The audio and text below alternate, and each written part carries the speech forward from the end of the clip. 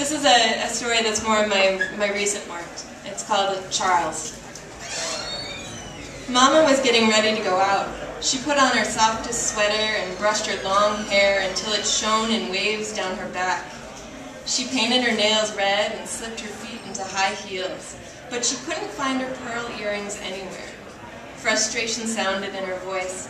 "Stop pestering me while I look," she told the children. "I just need a few seconds of peace and quiet." "Can we go into the yard and wait for him?" the children whined. Mama agreed. "Hold still," she reprimanded as she struggled to pull stringed mittens onto Emma's hands. But holding still was impossible because of the excitement. Felix tugged at his coat and then at the latch on the door. "Hurry up. Make it go faster. Charles is almost here." Finally the door swung open and the children ran out into the commons, an expanse of grass serving as the central place to the townhomes. Large brick buildings closed the commons in on each side. No sign of Charles yet. The sky was crisp and bright blue, and a layer of snow partially covered the ground. Felix and Emma exhaled small clouds when they spoke. When they ran, the snow crunched under their colorful boots. "Chase me, Felix," Emma shouted. Felix began to run towards her with his arms out like monster's hands. "Grrr, I'll get you." Emma laughed and bolted away, the snow crunching under her feet. She covered her laughing mouth with her hand. Then in one swift motion, scooped down and molded a handful of snow into a tight ball. "No!" Felix shrieked between giggles. Then suddenly they could see him at the far side of the commons, a small dot at first, becoming clearer as he rode toward them. Here was Charles on a bicycle in the snow. It was almost like magic, the pedals never getting stuck, the wheels never slipping in the snow. How could he do that? "Felix! Emma!" The children returned Charles' wide, white smile. Emma laughed as Charles bent down and hoisted Felix up, spinning him around in a half circle before placing him squarely on the ground. "Where's your mom?" Charles asked. The children led him inside the house to where Mama was standing. She'd already put on her coat and tied it tightly around her narrow waist. "Hi, Charles," Mama said. She smiled warmly and then started it in with the usual instructions. "There are snacks in the fridge. It's okay if they watch TV. I'll be back in a few hours." As soon as Mama left, Emma started tugging at Charles' messenger bag. "What's in it this time?" Other times it revealed amazing things. A whole pineapple, a collection of picture books, or a bag full of crayon shavings which they had melted between pieces of wax paper and made into decorations.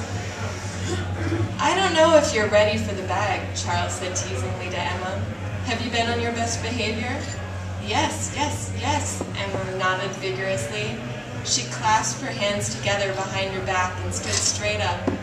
Felix eagerly lined up next to her. "Well, okay then." With his right hand, Charles pushed the sleeve of his worn sweatshirt far up on his arm. Then he plunged that arm deep into the bag.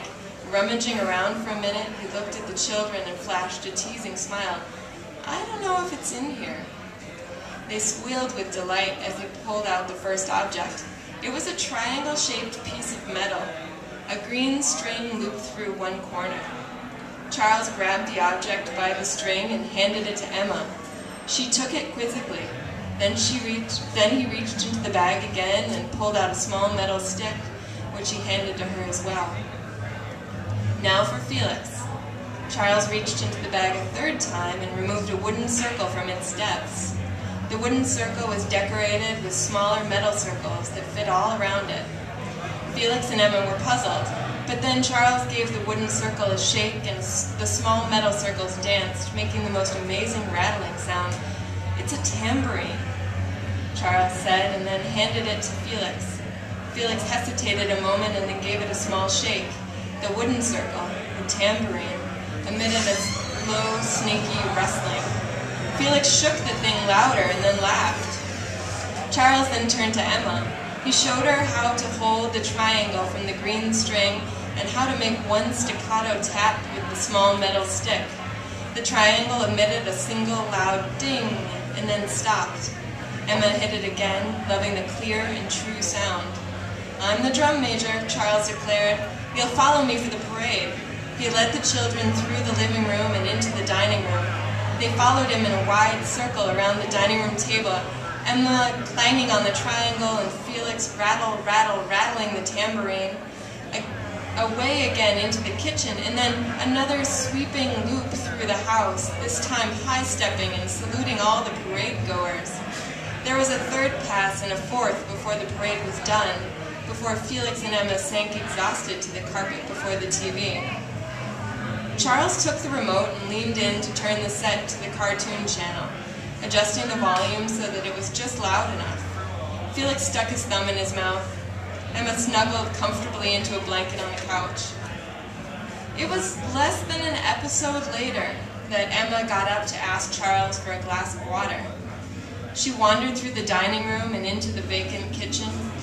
Where was he? She trotted softly into Mama's back bedroom. Charles was there in the darkened room.